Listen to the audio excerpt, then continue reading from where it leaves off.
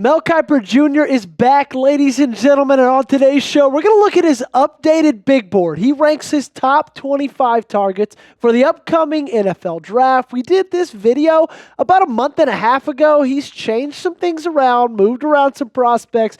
We're going to dive all into that on today's show. But before that, speaking of last time we got to this big board, that video did 160 likes. Not bad, right? We were a newer channel. It was week 2 of the Packers Report even being a thing.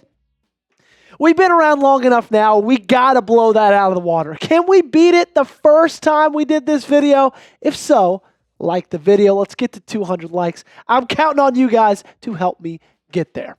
Alrighty, we're going to start off by showing you guys our top 5, or his top 5 rather. Now, I'm not going to go into a ton of depth in any of these guys because we all know there is no shot that any of these guys are falling to pick number 23. He ranks Travis Hunter, the number 1 overall prospect. That didn't change. Abdul Carter is the number 2 overall prospect. That didn't change. Then he goes to Mason Graham, Ashton, Jeanty, Shedeur Sanders at number 5, which stop me if you've heard this before, but that kind of surprises me that Shedeur Sanders didn't fall at all based on how much I feel like his draft stock has fallen over the past, month or so.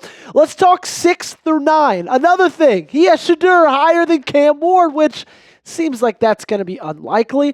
You go to Cam Ward, then Tyler Warren, tight end out of Penn State, Jalon Walker at number 8, and then you see one of the biggest jumps on this list, and the first time we're seeing any movement at all, that's with linebacker Jahdae Campbell out of the University of Alabama.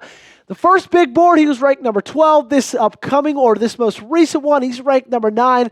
And it's not really surprising when you look at the statistics, right? 117 tackles, 12 tackles for loss, 5 sacks, 20 pressures, 2 forced fumbles as well. And he honestly was not bad in coverage either, okay? I get it. Coverage is not his strong suit. It really is no linebacker's strong suit, if we're going to be totally 100% honest. 170 yards in coverage, 1 touchdown, 3 pass breakups, and he also had an interception as well. And so I think Jahdae Campbell is going to be a good player in the National Football League. Obviously, I don't think he's going to fall to 23 to the Packers.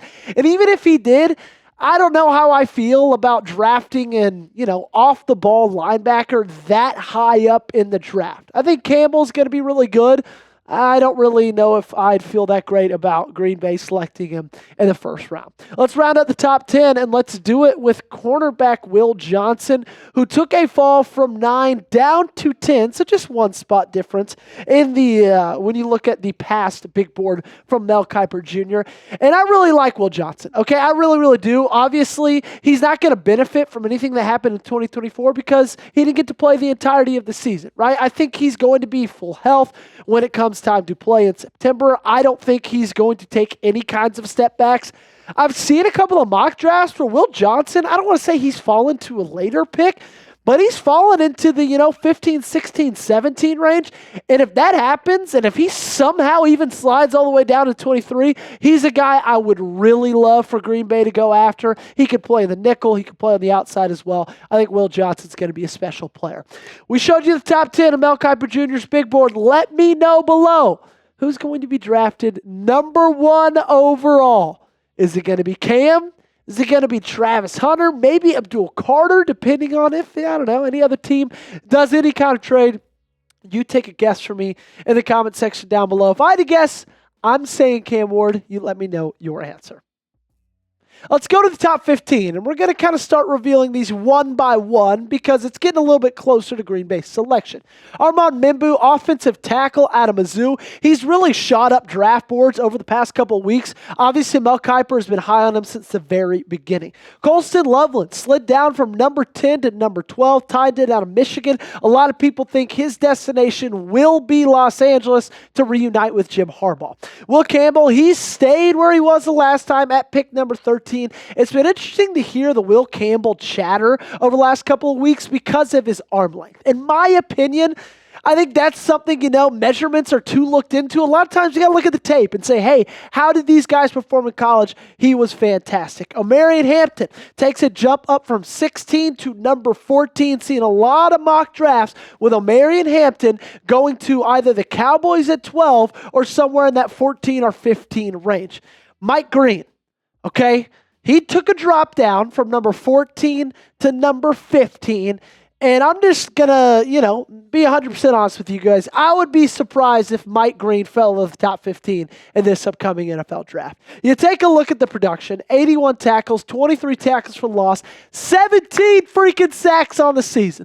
I know we've talked a good bit of Mike Green on this channel before, and that's just because I think he's going to be an absolute freak show, okay? You look at his jump up from 2023 to 2024, and just 1 year's time, he almost doubled his tackles. He almost tripled his tackles for loss. He almost quadrupled his sack numbers. He almost doubled his pressures. I mean, he had a monster year with the Marshall Thundering Herd. Okay, he's 6'4", 248 pounds. He's incredibly quick. I love his ability. I said this a ton.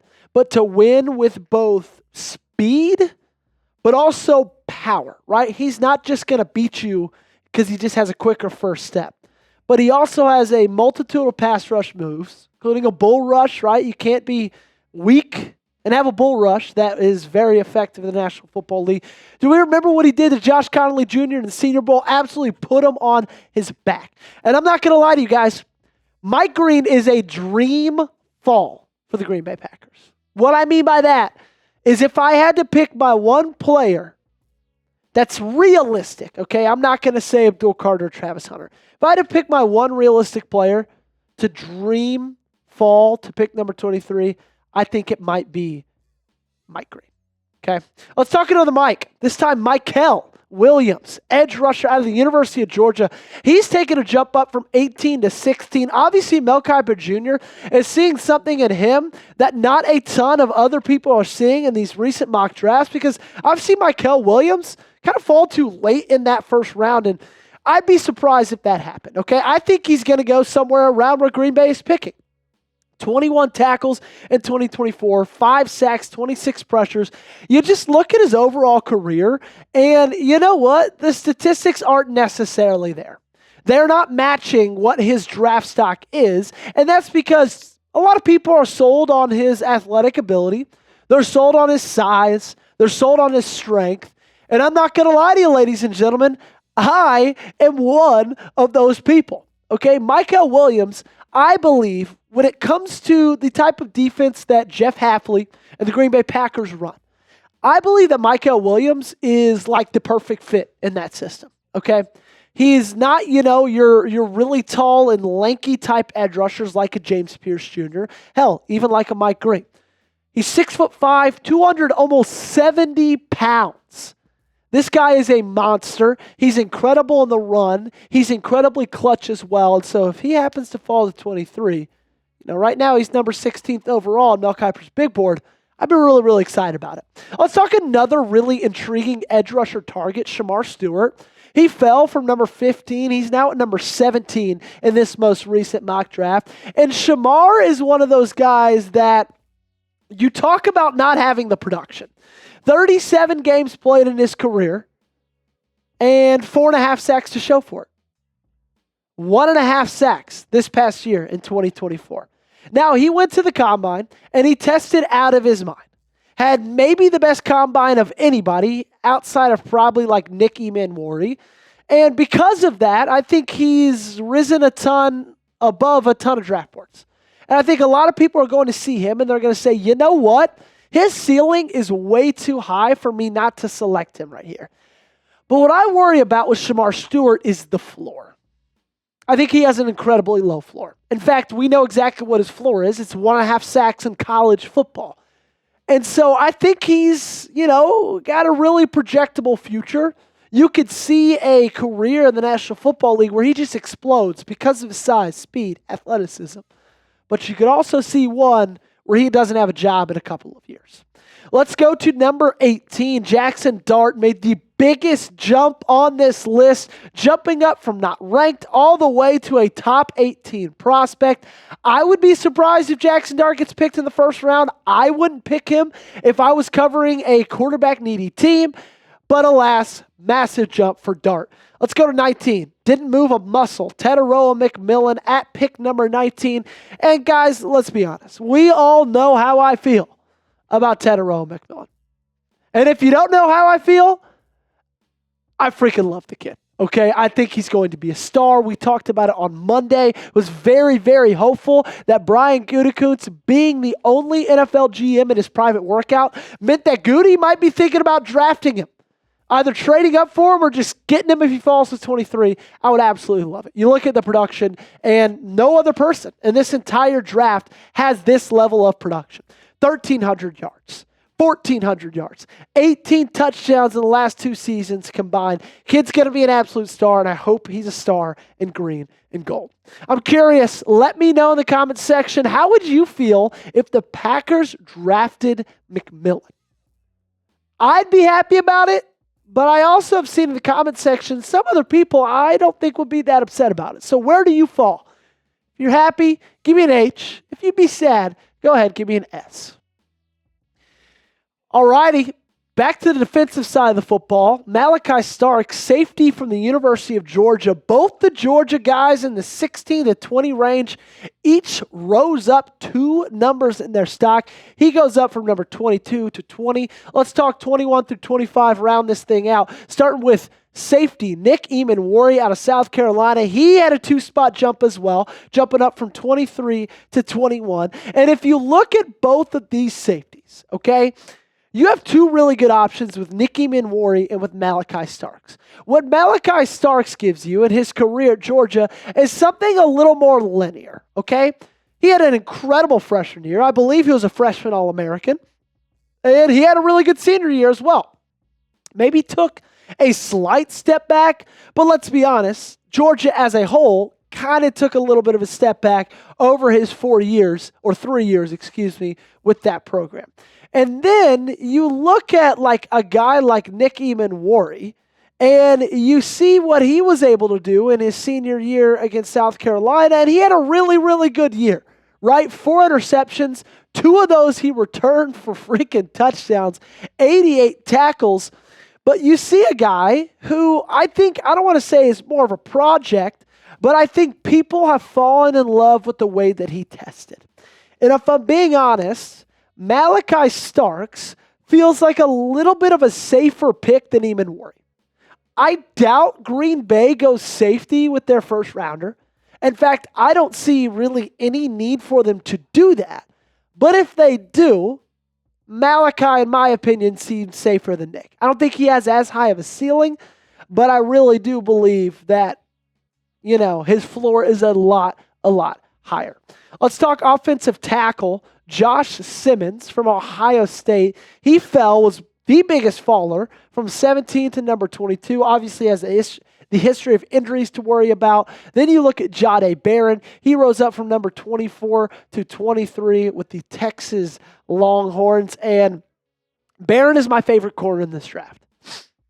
Okay, I like Barron more than I even like Will Johnson. If Will Johnson fell to 23 and Jahdae Barron is also there at 23, I'm picking Jahdae Barron. I think that Jahdae Barron just kind of fits a little bit more what Green Bay would need him to do in playing that outside corner role. Okay, I know you added Nate Hobbs. I'm really excited about Nate Hobbs. Nate Hobbs doesn't fill in that void that Jair Alexander is most likely going to leave. Okay, hasn't left yet at the time of recording this video.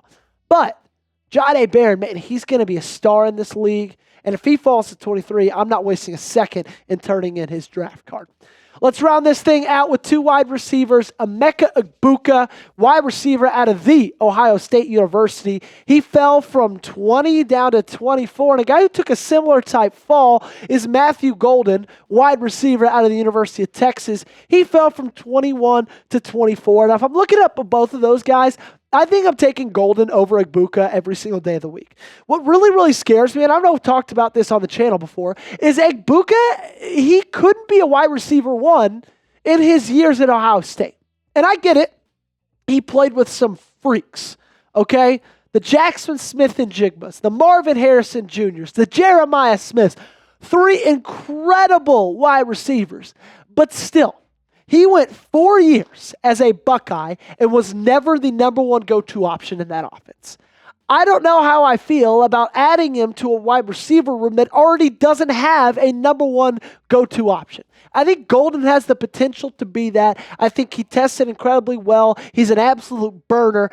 I know he kind of fits already the style of play that Jaden Reed and Romeo Doubs both have, but still, I wouldn't hesitate in adding him to this wide receiver room.